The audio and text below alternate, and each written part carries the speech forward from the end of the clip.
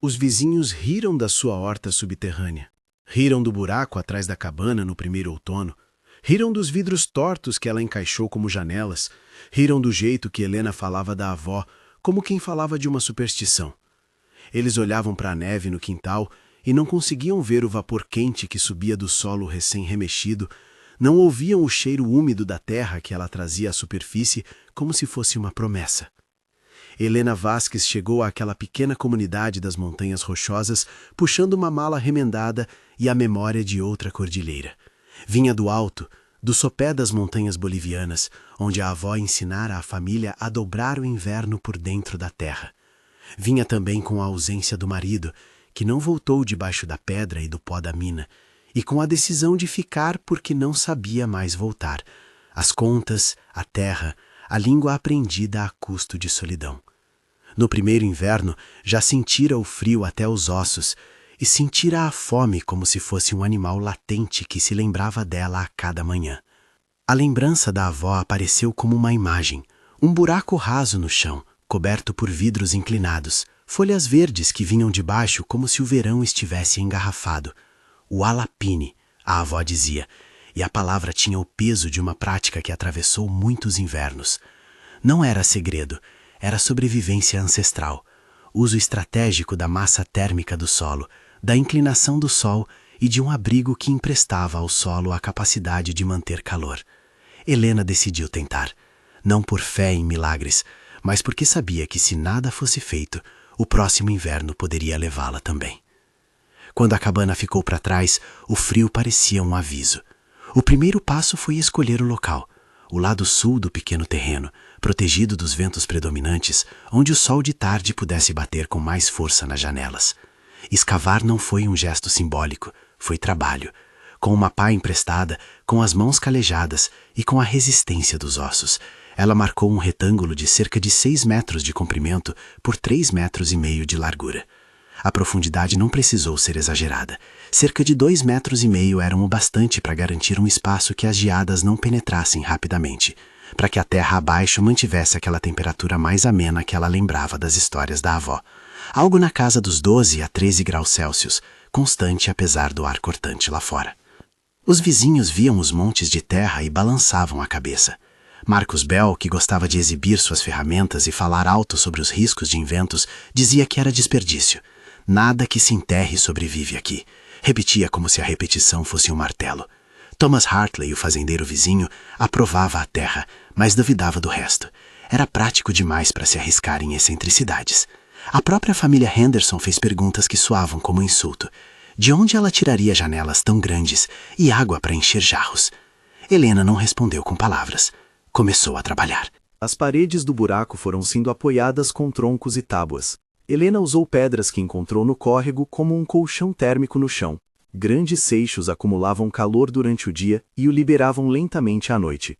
No lado sul, abriu um plano inclinado que serviria como cobertura translúcida. Janelas antigas, recolhidas de um galpão abandonado e inclinadas a aproximadamente 60 graus para captar o máximo de luz quando o sol estiver baixo no horizonte no inverno. Ela colocou essa janela sobre uma armação de madeira, vedou as frestas com feno e barro e deixou uma pequena abertura para ventilação quando fosse preciso. Havia uma lógica simples por trás de cada escolha, explicada mais por mãos que por palavras. A terra abaixo da superfície reage mais lentamente às mudanças de temperatura. Durante o dia, o sol absorve calor. À noite, esse calor é liberado. As pedras e os recipientes com água funcionam como baterias térmicas. Eles guardam calor quando o sol incide e o devolvem quando o ar esfria. A inclinação das janelas aumenta a captação de luz em dias de sol baixo. A cobertura e as paredes evitam perdas por convecção. Helena sabia essas coisas porque assistira a avó virar inverno em plantios muito mais duros, mas teve que adaptar medidas e materiais às circunstâncias locais. Não era ciência nova, era a adaptação. O trabalho levou semanas. Nas tardes, as vizinhas passavam e faziam comentários que variavam entre curiosidade e descrédito. Alguns rapazes mais jovens se entretinham apontando o dedo, pesavam a possibilidade de uma brincadeira. À noite, Helena adormecia com as mãos doloridas e os dedos cobertos de terra. Contava a pele da sua avó, a doçura de certas ervas, os pequenos truques de rega. Menos água em dias frios, umedecer a raiz e não a folha, cobrir as mudas mais novas com palha quando a noite prometia geada. Ela colocava recipientes cheios de água espalhados entre as camas de plantio. Se fossem grandes o bastante, ajudariam a estabilizar a temperatura interna. Primeiro vieram as sementes de ervas, depois os brotos de alface e os talos de cebolinha. O primeiro broto que rompeu a terra ganhou uma reverência silenciosa. Helena ajoelhou-se e tocou a folha com um cuidado curioso, como se pedisse licença àquele volume de vida. Não era sorte. Era terra trabalhada, era calor armazenado. Era um conjunto de escolhas alinhadas ao sol e à massa térmica. Ainda assim, quando uma pequena haste de pepino apareceu com sua cor verde tímida, o rumor na vizinhança aumentou. Talvez seja apenas sorte, murmurou alguém. Outros ficaram intrigados. Se quer saber como ela fez isso, fica até o fim. A primeira safra veio no final do outono, quando as tardes já tinham um perfume de geada iminente. Os pepinos eram pequenos, saborosos, com um frescor que lembrava verão engarrafado. Os tomates, embora poucos, tinham aquele equilíbrio entre acidez e doçura que a fome transformava em banquete. Helena dividiu as primeiras colheitas em pequenas porções, um pouco para a própria mesa, o resto para um vizinho doente, um punhado para trocar por farinha com outra família. Aos poucos surgiam pequenas transações que não eram feitas em dinheiro, mas em confiança. Mesmo assim, o escárnio não cessou. Marcos falava de sorte, alguns diziam que era truque, que ela abria o alapine escondendo algum aquecedor. A verdade, que ela levava no rosto como linhas de sol e trabalho, era mais discreta. Noites de rega cuidadosa, vigília contra pragas, paciência com o ritmo das plantas. Para cada folha verde, houve uma noite em que ela cobriu a muda com palha, porque a previsão dizia geada. Para cada fruta, houve uma manhã em que ela limpou o vidro com as mãos congeladas, puxou a umidade para fora e deixou a luz entrar.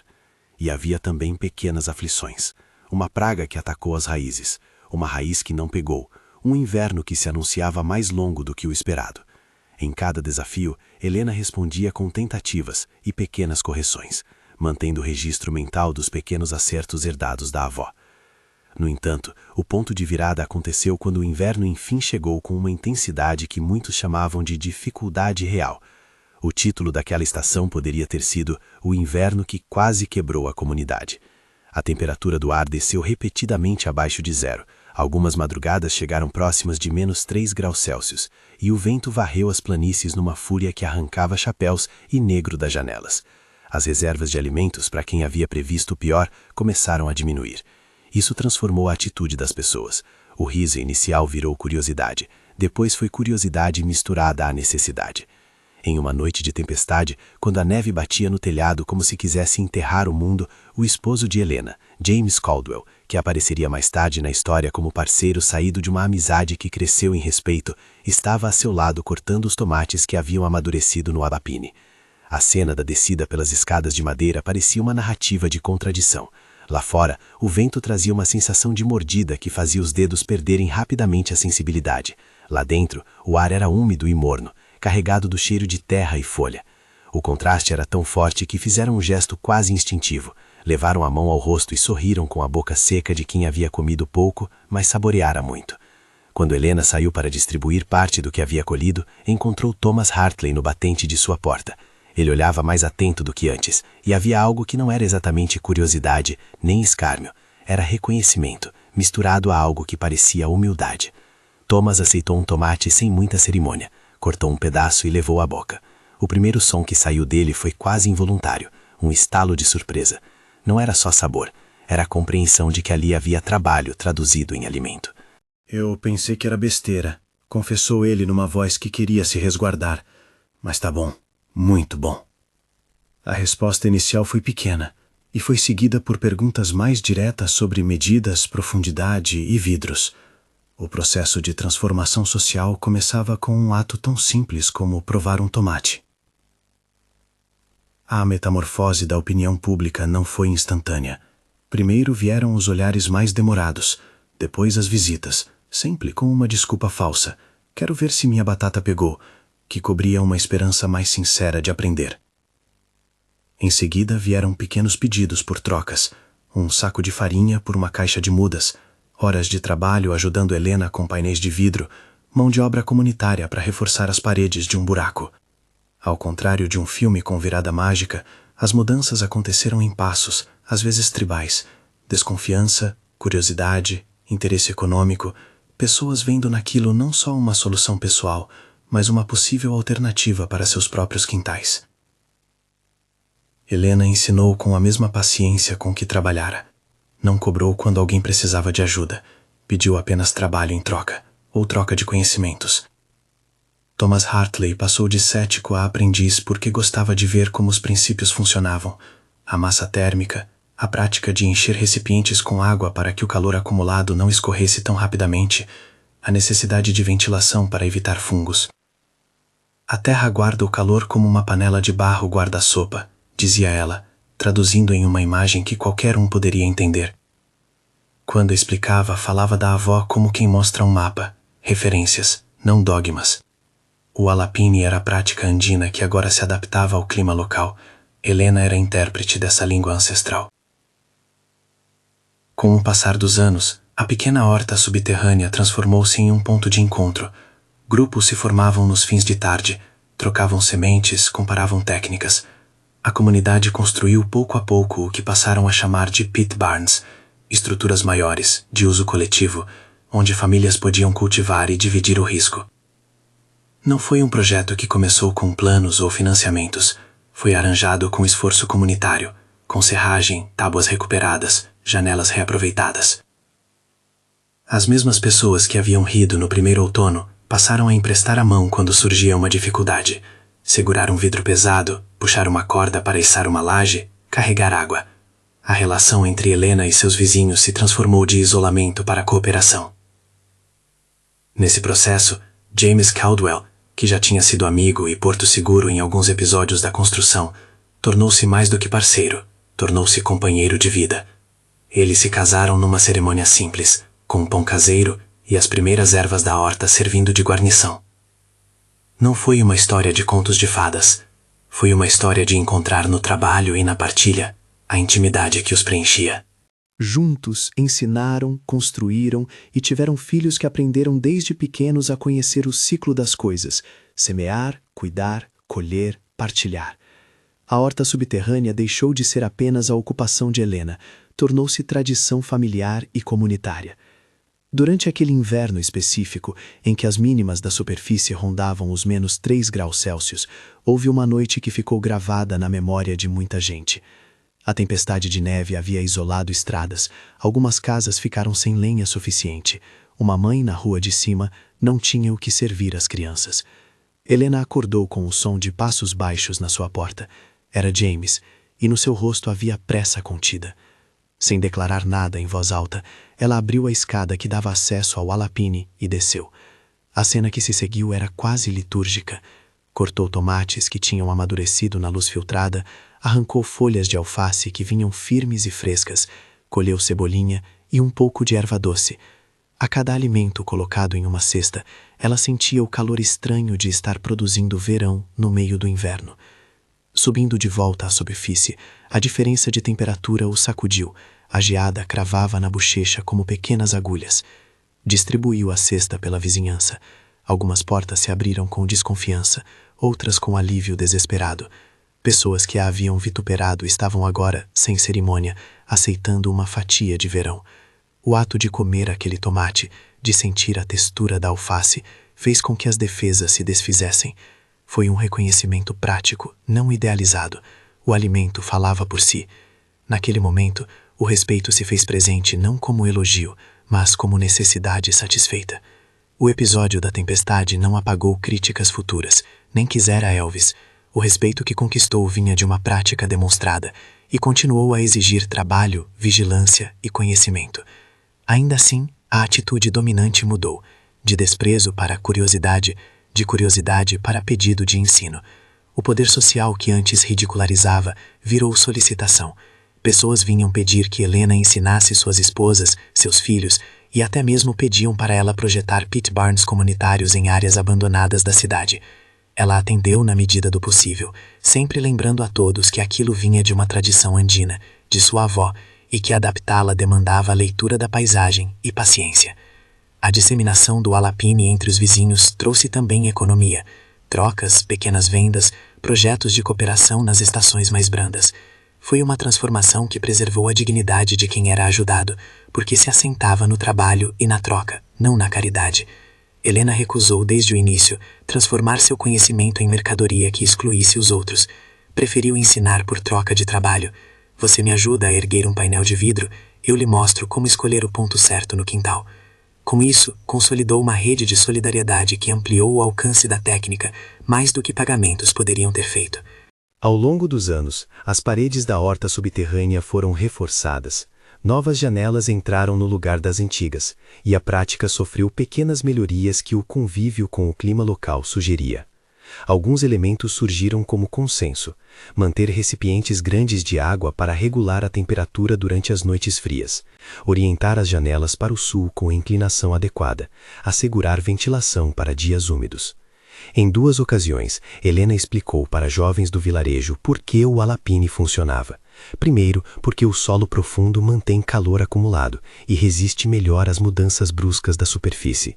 Segundo, porque a massa pérmica das pedras e da água estabiliza as oscilações. Essas explicações, simples, trouxeram um senso de compreensão que era tão útil quanto a técnica em si. A transformação social também atingiu Thomas Hartley em uma direção que surpreendeu muitos.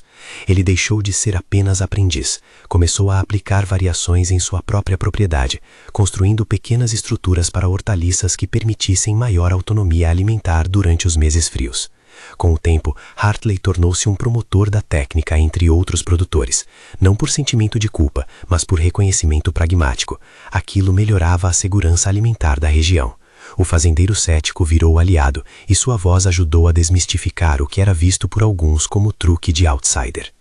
Houve resistência, naturalmente, nem todos aceitaram as mudanças. Alguns se ressentiram de que Helena fosse mulher e imigrante e ainda assim assumisse papel central. Houve murmúrios, debates em torno de mesas de bar e discussões acaloradas sobre quem teria acesso aos recursos para construir pit barns maiores. Essas tensões foram administradas com negociações locais e com a persistência do exemplo. Ver uma família inteira atravessar um inverno mais segura do que outras falava mais alto do que discursos. A transformação social exigiu tempo e o processo permaneceu sempre delicado, porque envolvia orgulho, economia e tradição. O casamento de Helena e James trouxe estabilidade, mas não acabou com os trabalhos diários. Os filhos aprenderam cedo a reconhecer o ciclo das sementes e a valorizar a terra. Aprenderam que alimento é trabalho e diálogo com a natureza. Quando Helena envelheceu, continuou a aparecer no alapine, a tocar nas folhas com a mesma reverência de quem ensinara com a vida inteira. Houve dias em que ela se sentava perto da entrada e contava para as crianças sobre sua avó, descrevendo o frio que ela havia conhecido nas serras da Bolívia e como os velhos sabiam que o inverno também é professora. Não é fraqueza pedir à terra que nos dê um verão, dizia ela, e as crianças riam porque a frase soava como segredo mágico. O ápice dessa história não foi um prêmio nem um grande discurso público, foi algo menor e por isso mais poderoso, uma última colheita que simbolizaria a continuidade. Helena morreu alguns anos depois, após uma vida de trabalho e cuidado. A comunidade sentiu a perda não apenas como luto, mas como risco. Quem preservaria a memória da técnica? No entanto, quando a família abriu a porta do alapine naquela primavera depois do seu funeral, encontraram o que poderiam chamar de última colheita preparada para emergir. Brotos firmes, tomates firmes, ervas e cebolinhas prontas para a mesa. Não foi coincidência. Foi o resultado de um sistema em que as estações foram compreendidas e respeitadas. As crianças, agora jovens, mantiveram o hábito de verificar o termômetro do solo, que por tudo o que já se sabia, marcava algo em torno de 12, 13 graus Celsius, e cuidavam das plantas como se cuidassem de uma herança. A cena era simples e densa, os netos colhendo, os vizinhos trazendo cestas para dividir, Thomas ajudando a carregar, James sorrindo com os olhos cheios de história. Não houve efeito de redenção instantânea, houve continuidade. O legado de Helena não era famoso, nem bancado por placas de metal. Era prático, discreto, espalhado em quintais, nas mãos de pessoas que aprenderam a adaptar. O que ela deixou foi um modo de ver o inverno não apenas como adversário, mas como parte do ciclo que, bem compreendido, dá frutos. Essa história é, antes de tudo, uma lição sobre conhecimento tradicional e adaptação. O alapine não é truque, é saber acumulado por gerações e adaptado por mãos que souberam escutar. Não é promessa de solução universal, Em climas e solos muito diferentes, os resultados variam, e o trabalho continua sendo o elemento central. Sem esforço, nenhuma técnica sobrevive. Mas a experiência de Helena mostra que, com o entendimento do sol, da massa térmica e com criatividade, é possível criar um espaço onde o frio do lado de fora não determina a ausência de colheita no lado de dentro. Vidas podem mudar com pequenos atos. Um vidro reaproveitado, uma pedra colocada de modo diferente, uma semente que encontra sombra e calor quando precisa. Mais do que a técnica, o que se espalhou foi o modo de agir. Observar, adaptar, partilhar. As mudanças sociais foram graduais porque a confiança se constrói com resultados palpáveis e repetidos. O respeito conquistado por Helena nasceu do zelo que ela demonstrou por cada planta, por cada pessoa que se aproximou com dúvida, pela generosidade com que ensinou sem transformar o saber em mercadoria excludente. Hoje, muitos ainda usam o nome Walapini para descrever essas hortas subterrâneas, uma palavra que carrega montanhas e histórias. Nas mesas daqueles que um dia riram, às vezes se encontra um prato simples com um pepino cortado, e há um silêncio de reconhecimento quando alguém fala que aprendeu aquilo com Helena. Entre as crianças que cresceram com suas histórias, há quem escolha estudar agricultura, engenharia rural ou simplesmente ensinar os próprios filhos a olhar a terra com respeito. O legado continua. Se você ficou curioso e quer entender mais sobre como funciona um Walapini, quais são as medidas básicas que Helena adaptou na sua região e opções seguras para começar uma prática semelhante no seu quintal, há um material de referência na descrição com explicações e modelos simples. Lá você encontra informações introdutórias e recursos para quem quer aprender sem promessas milagrosas, apenas técnicas testadas, muita paciência e trabalho. A última imagem que fica é essa: um buraco que virou verão, janelas inclinadas com a luz filtrada, uma família reunida ao redor de um prato simples que guarda a história de uma mulher que soube ouvir sua avó e traduzir aquele saber para um lugar novo. Os vizinhos que riram sabem hoje que o riso foi curto e o fruto veio depois. E nas estações que se seguem, quando a neve cobre o terreno e o vento uiva como se pedisse rendição, alguém desce a escada e encontra ali, no ventre da terra, um pouco de calor, muito trabalho e uma porção de histórias que alimentam mais do que o corpo, alimentam a comunidade.